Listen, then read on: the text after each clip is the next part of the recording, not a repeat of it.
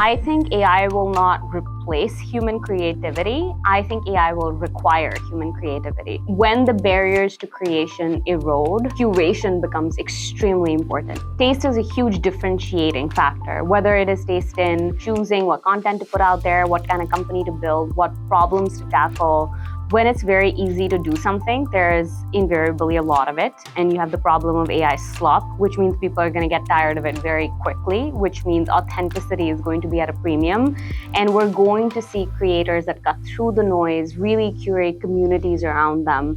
We're, I think, going to see in-person come back big time. We're going to really see this sort of pendulum swing back to a craving for authenticity, and I think taste will really, really matter. So AI is like an instrument.